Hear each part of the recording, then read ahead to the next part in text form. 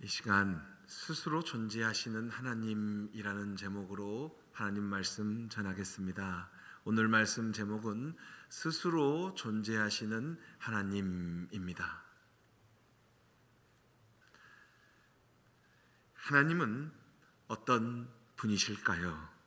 하나님은 어떤 분이실까요? 이에 대한 다양한 생각이 있을 것입니다. 요셉에게 있어서 하나님은 꿈을 주시고 꿈을 이루시는 하나님이셨습니다. 요셉에게 꿈을 주신 하나님께서는 요셉에게 주신 그 꿈을 이루셨습니다. 이 일로 인하여 야곱, 이스라엘의 자손들은 이집트의 고센 지방에서 살게 됩니다. 그리고 고센 지방에서 이집트 사람들이 꺼려하는 목축 일을 감당합니다. 그들은 험한 일을 하였기 때문에 그 험한 일을 한 만큼 몸이 건강했습니다. 그리하여 자녀도 잘 낳았습니다. 시간이 흘러 이스라엘 자손들과 이집트 정권의 세대 교체가 일어납니다. 여기서 문제가 발생하였습니다. 그 문제는 등극한 파라오가 요셉이 얼마나 이집트의 왕권 광화에 이바지하였는지를 모르는 자였다는 것입니다. 이 내용이 다음 말씀 출애굽기 1장 8절에 기록되어 있습니다. 읽겠습니다. 요셉을 알지 못하는 새 왕이 일어나 애굽을 다스리더니. 아멘. 요셉을 알지 못하는 새 왕, 바로 바로입니다. 앞서 살폈듯이 목축을 감당하는 이스라엘 자손들뿐만 아니라 요셉이 얼마나 애굽, 이집트를 위하여 기여한 사람임을 모르는 파라오는 이제 이스라엘 자손들이 수가 많아지니까 이거 수가 많아지는데 우리 이집트 사람들보다 히브리 민족이 더 많은데, 이러다가 다른 이방 민족과 연합해서 우리 이집트 순수한 혈통의 이집트 사람들을 공격하면 우리가 이것을 어떻게 당해내랴 하면서 이스라엘 자손들의 반란을 걱정하게 됩니다. 그래서 그는 먼저 어떻게 해야 이스라엘 자손들을 줄이지? 이렇게 수가 많은데 어떻게 해야 이스라엘 자손들을 줄이지? 그 방법으로 이스라엘 자손들에게 일을 많이 시킵니다. 일을 많이 시키면 피곤해서 부부간의 관계를 갖지 못하고 뻗어서 잠을 자게 되니까요. 또한 이 정도 방법이 아니라 히브리 산파 사진에 나온 대로 십브라와 부하를 시켜서 너희들이 애를 받지 않느냐? 남자아이가 태어나면 기술적으로 십브라와 부하 너희가 아이를 받는 척하면서 그냥 아이의 목을 꺾든지 어떻게 손에 힘을 줘서 죽이든지, 아이들 낳을 때 딸이면 남겨두고 아들은 기술적으로 죽여라 라고 바로가 십브라와 부하에게 이러한 명령을 내립니다. 그러나 산파들은 하나님을 두려워하였기 때문에 그들은 왕의 명령을 소극적으로 이행하였습니다. 아니, 변명으로 일관하였습니다. 하나님께서는 왕의 명령보다 하나님을 두려워하는 십브라와 부하, 산파들을 기뻐하셨습니다. 이 내용이 다음 말씀 출애굽기 1장 20절 말씀에 기록되어 있습니다. 읽겠습니다. 하나님이 그 산파들에게 은혜를 베푸시니 그 백성은 번성하고 매우 강해지니라. 아멘. 하나님께서 그 산파들 십브라와 부하에게 은혜를 베푸셨어요. 하나님이 기뻐하셨기 때문에. 또 산파들에게 은혜를 베푸시니까 이제 이스라엘 백성들은 계속해서 자녀를 낳는데 무리가 없었습니다. 이러한 하나님의 도우심으로 자녀가 태어나자마자 이렇게 교묘하게 죽이는 이 술책은 이행도 되지 않았을 뿐만 아니라 또 이렇게 유치한 방법으로는 기하급수적으로 늘어나는 이스라엘 자손들, 여기서 이스라엘 자손이라고 했을 때 누구겠습니까? 야곱, 이스라엘의 자녀들, 르벤, 시몬, 레위, 유다, 단, 납달리, 갓, 아셀, 이사갈, 스불론의 자녀들, 후손들이 무지하게 늘어나는데 한 자녀들마다 한 지파의 족장이 되어서 많은 자녀가 태어났다는 것입니다. 그래서 이제 바로는 강경책을 썼습니다. 이제 바로는 어쩔 수 없이 이제 됐고 무조건적으로 태어나면 남자아이는 그냥 죽여라, 산파를 시켜서 교묘하게 받으면서 목을 졸라 죽이는 이런 거 하지 말고, 너희들이 가서 산파들이 애를 받을 때 남자아이면 군인들이 가서 죽여라 라고 명령합니다. 이러한 역사적 정황 가운데서 레위 족속의 한 가정은 아들을 낳게 되었습니다. 부모들은 그 아들들을 몰래 키워보려고 하였습니다. 하지만 그 아이가 울음소리가 커져만 가는 그 아이를 더는 숨길 수 없었습니다. 그래서 어쩔 수 없이 그들의 부모는 역청과 나무진을 바른 갈대 상자에 아이를 담아 나일강 둑 갈대 사이에 놓았습니다. 이때 이 일을 지켜보고 있는 아이의 누이가 할 수 있는 일이란 멀리서 나일강 둑 갈대 사이에 놓인 그 갈대 상자를 지켜보는 일이었습니다. 이처럼 레위 족속의 슬픈 가족사 가운데 한 사건이 발생하였습니다. 이 사건을 한마디로 이렇게 말할 수 있겠습니다. 자막 한번, 하얀 글씨 한번 크게 읽어볼까요? 읽겠습니다. 하나님의 은혜. 아멘. 레위 족속의 슬픈 가족사 가운데 한 사건이 발생했는데 바로 그것이 무엇이라고요? 하나님의 은혜입니다. 나일강 뚝 갈대 상자에 담긴 이 아이는 바로의 딸에 의하여 발견되었습니다. 당연히 그는 물에서 건져내어졌습니다. 때마침 자녀가 없는 바로 왕의 딸 공주님은 이 아이를 발견함을 이집트 신의 은혜로 간주하고 자신의 아들로 입양하려고 결심합니다.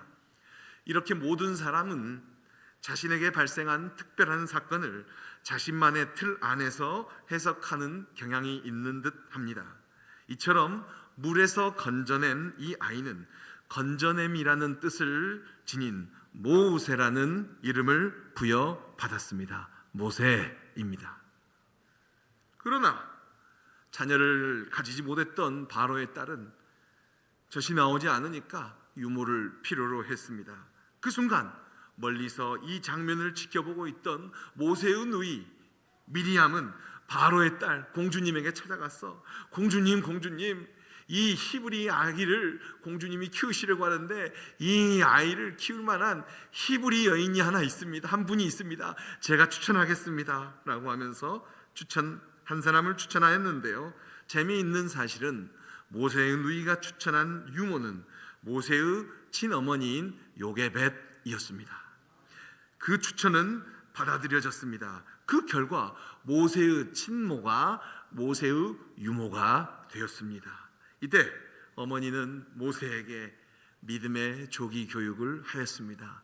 히브리 민족이며 우리 조상의 하나님, 아브라함의 하나님, 이삭의 하나님, 야곱의 하나님, 또한 우리의 형제들은 이와 같고 우리는 레위 족속의 일부이며 우리는 우리 이스라엘의 아들 요셉 총리가 있었을 때 우리가 어쩔 수 없이 이렇게 왔게 됐지만 하나님께서는 우리 민족의 조상 아브라함과 이삭과 야곱에게 이러한 약속을 하셨어라고 하면서 어린 모세에게 계속해서 주입하였습니다. 그러나 효과는 즉각적이지 않아 보였습니다.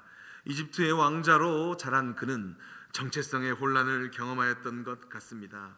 정체성 혼란 가운데 있는 그는 이집트 사람이 자신의 민족 히브리 사람을 괴롭히는 것을 보았습니다. 이에 본능적으로 모세는 그것을 참지 못하여서 이집트 관리를 죽입니다. 그리고 그냥 사막 모래로 덮었는데 이 일이 결국 바로에게 보고되었고 이 일로 인하여 모세는 도망자가 되었습니다. 이 내용이 다음 말씀 출애굽기 2장 15절에 기록되어 있습니다. 읽겠습니다.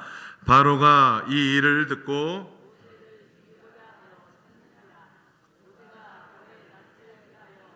미디안 땅에 머물며 하루는 우물 곁에 앉았더라. 아멘.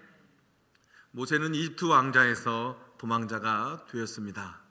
도망자 모세는 미디안 광야 우물에서 선의를 베풀어 미디안 제사장, 출애굽기에서는 르우엘이라고 나왔고 다른 성경에서는 또 호밥이라고 나왔어요. 그 미디안 제사장의 딸에게 선의를 베풀어서 미디안 제사장 르우엘의 사위가 됩니다. 그리고 미디안 사람들을 만나 새로운 삶을 가지게 됩니다. 그곳에서의 삶이 편안하지는 않았지만 평안하였습니다.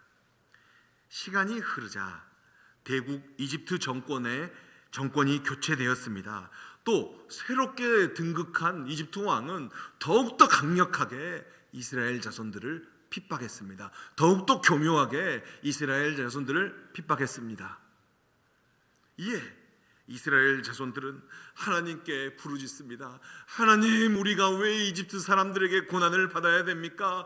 하나님께서 우리 조상 아브라함과 이삭과 야곱에게 약속하지 않으셨습니까? 하나님께서 우리 조상 아브라함에게 약속하셨듯이 젖과 꿀이 흐르는 땅 가나안 땅으로 우리를 인도해 주십시오. 우리가 이 바로가 교묘하게 우리를 괴롭히고 우리에게 노역을 시키고 우리를 감독자를 시켜서 모든 일, 피라미드를 짓는 일에 우리를 동원하고 농사를 짓는 일에 우리를 동원하고 우리는 살 수가 없습니다. 숨을 쉬고 살 수가 없습니다 라고 하면서 하나님께 부르짖었습니다. 혹시 우리 가운데도, 우리 성도님들 가운데도 고난당하는 자가 있습니까? 박해 가운데 있는 자가 있으십니까? 그렇다면 우리 역시 이스라엘 자손들처럼 하나님께 부르짖어야 합니다. 하나님께서는 우리의 부르짖음을 듣기 때문입니다. 하나님께서는 이스라엘의 부르짖음을 들으셨습니다. 이 내용이 다음 말씀 출애굽기 2장 24절에 기록되어 있습니다. 우리 크게 읽겠습니다. 하나님이 그들의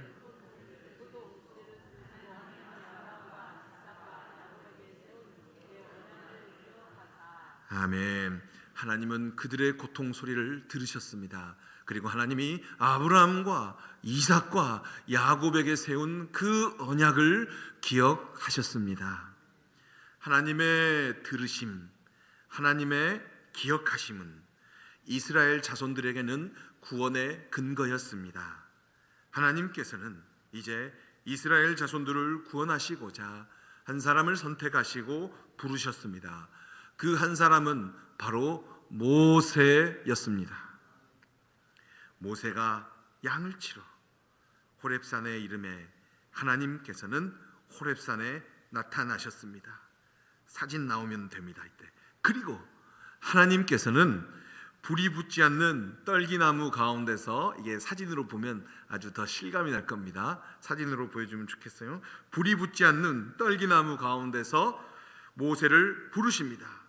모세를 부르신 하나님께서는 불이 붙지 않는 떨기나무 가운데서 모세를 부르십니다. 모세는 호렙산에 양을 치러 갔는데 어느 날 떨기나무에 불이 붙어요. 그러자 떨기나무에 불이 붙었기 때문에 이것이 숯이 되고 이것이 재가 될 줄 알았는데 떨기나무는 그대로 있고 계속해서 불이 붙은 채로 나무가 변하지 않는 채로 이러한 있는 가운데서 하나님께서는 불 붙지 않는 떨기나무 가운데서 모세야 모세야 이는 거룩한 곳이니 내 발에 신을 벗으라 라고 말씀하시면서 모세를 부르십니다. 모세를 부르신 하나님께서는 당신 스스로 자신이 아브라함과 이삭과 야곱의 하나님이심을 밝히셨습니다. 그리고 내가 이스라엘 자손의 고통을 들었다라고 말씀하셨습니다.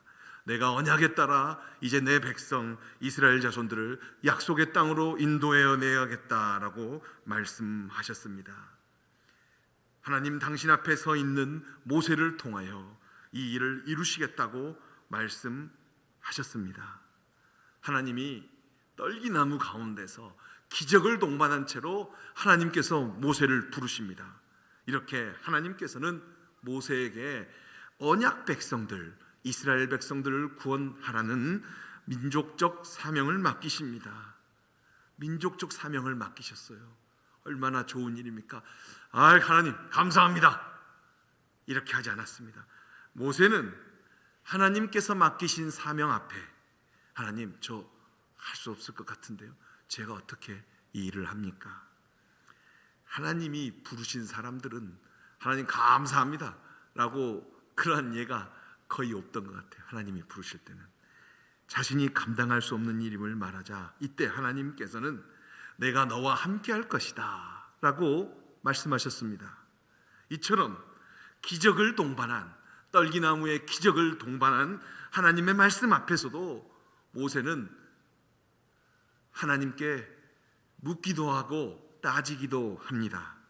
특히 모세는 계속해서 이스라엘 자손들의 질문을 예상하며 하나님의 이름을 묻습니다. 하나님이 절 세웠다고 저는 하나님의 음성을 들었어요. 그런데 지금 남자만 대략 60만 명이고 200만 명이나 되는 이스라엘 자손들 나름대로 노예 생활을 하지만 자기들 나름대로 제가 40년 동안 야인으로 있었기 때문에 하나님, 제가 이집트 제국이 얼마나 철저하고 군대도 뛰어나고 이스라엘 사람들도 자신들 지파별로 경쟁하며 또 자기들 나름대로 우열이 있으며 또 있는데 제가 40년 동안 저는 또 이스라엘 자손들과 자라지도 않았고 저는 또 그들이 괴롭히는 이집트의 왕자였지만 그들이 저를 좋아할 리도 없을 텐데 제가 어떻게 그 많은 사람들에게 가서 나오라 하면 저를 따라오겠습니까? 라고 모세가 하나님께 묻습니다. 하나님, 사람들이 수백만 명 되는 사람들이 그래? 너 말대로 나가기는 하긴 하겠는데 당신은 지금 누구의 이름으로 누가 너를 우리의 지도자로 세웠느냐? 너를 세우신 지도자 그분은 누구냐? 라고 하면서 하나님, 저를 지도자로 세운 하나님의 이름을 묻는다면 제가 하나님의 이름을 무엇이라고 해야 할까요? 라고 하면서 이스라엘 자손들의 질문을 예상하며 하나님의 이름을 묻습니다. 이 내용이 오늘 본문 13절에 기록되어 있습니다. 본문 13절 말씀 우리 크게 한 목소리로 읽겠습니다.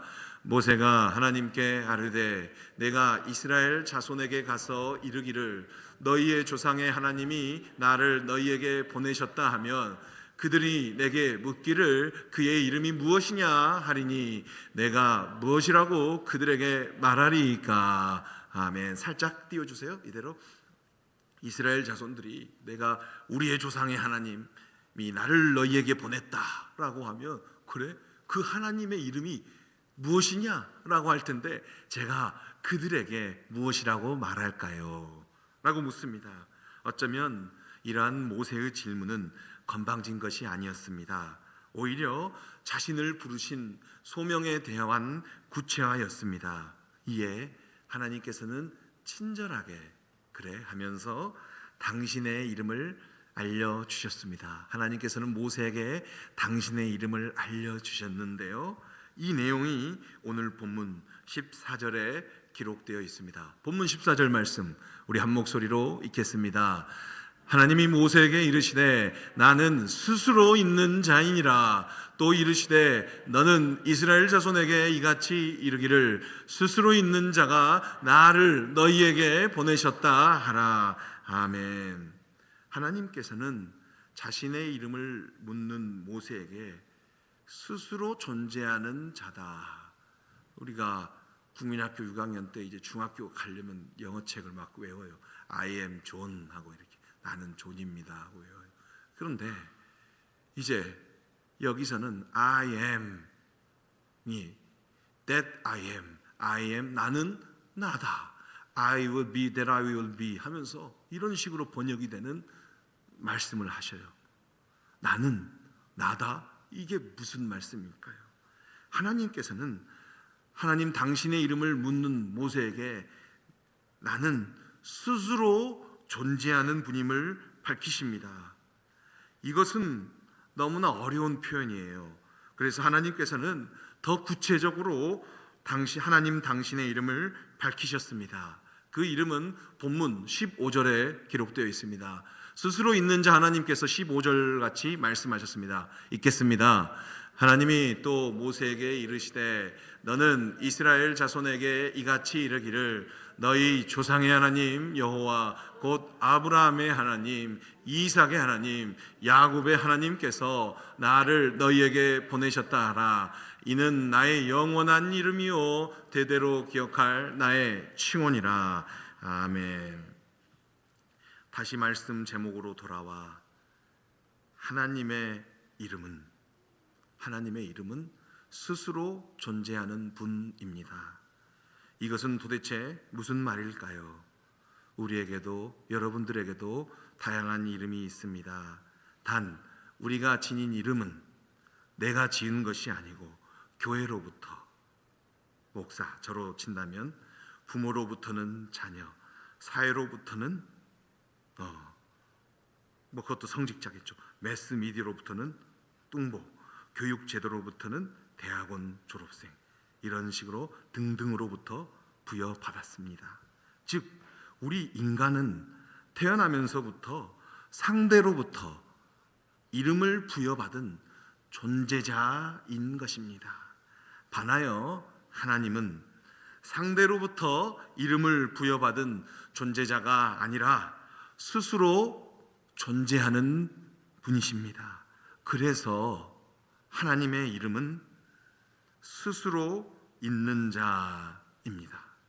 이것을 또 다른 말로 하면 하나님께서는 하나님의 상대방인 인간의 언어로 정의될 수 없는 분이신 것입니다. 유한한 존재자의 언어로 무한한 존재를 담을 수 없기 때문입니다. 마치 진흙으로 빚어진 그릇이, 이 토기장이가 좋은 사람이다, 어떤 사람이다, 그릇이 자기를 빚은 토기장이를 향해서 좋은 사람, 나쁜 사람, 남자, 여자로 이 규정할 수 없듯이 말입니다. 로마서 9장 20절에서 21절 말씀 우리 다 같이 한 목소리로 읽겠습니다. 이 사람아, 내가 누구에게 감히 하나님께 반문하느냐? 지음을 받은 물건이 지은 자에게 어찌 나를 이같이 만들었느냐 말하겠느냐? 토기장이가 진흙 한 덩이로 하나는 귀 있을 그릇을, 하나는 천 있을 그릇을 만들 권한이 없느냐? 아멘. 우리 유한한 존재자의 언어는 무한한 존재. 이 무한하다는 표현도 이게 약간 불교적 용어 같아서 쓰기 싫어요. 그러나 유한의 반대라는 개념으로 무한한 존재를 차용해서 쓰겠습니다. 무한한 존재를 담을 수 없습니다.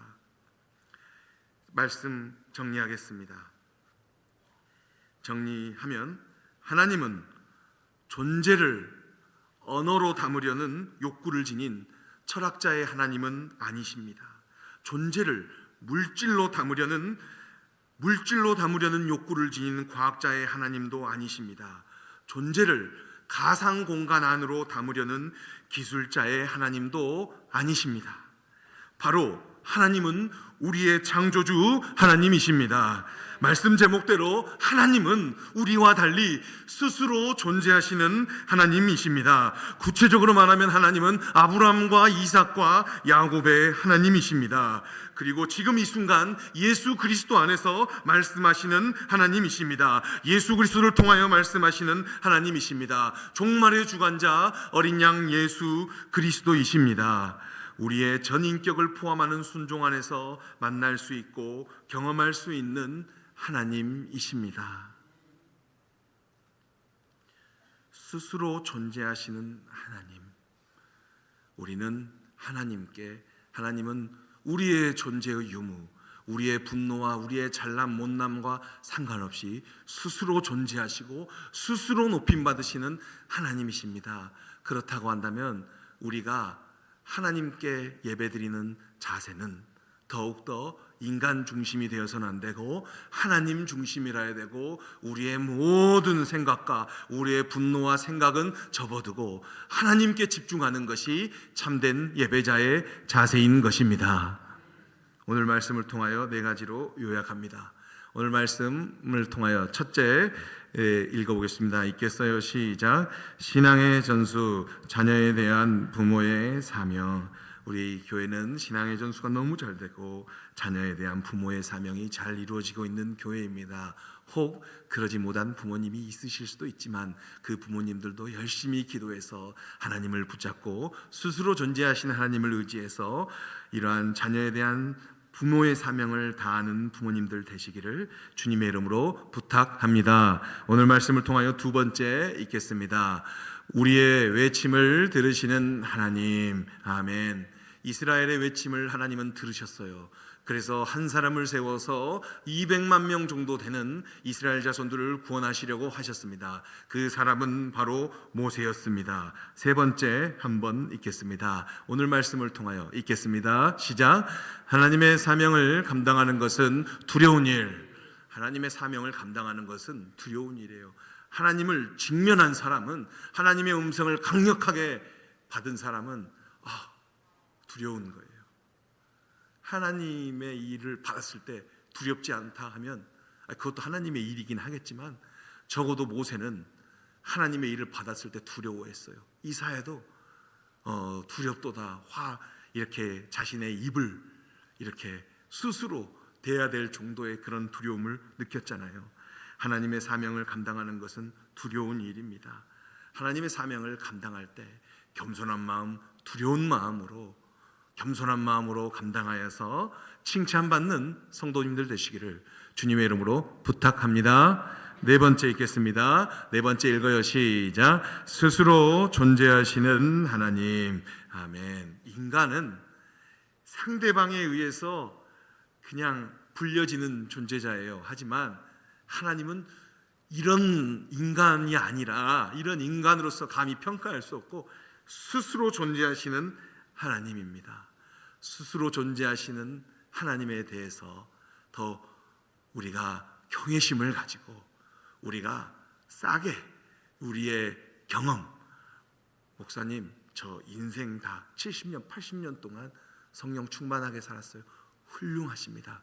그러나 스스로 존재하시는 하나님 앞에서는 다 똑같을 수 있기 때문에 하나님에 대한 그런 두려움을 가지고 예배와 말씀에 임하시는 것이 지금 시대의 정신을 극복하는 길이요, 주님이 우리 성도들에게 원하시는 길입니다. 스스로 존재하시는 하나님을 만나시기를 주 예수 그리스도 이름으로 부탁하고 축원합니다.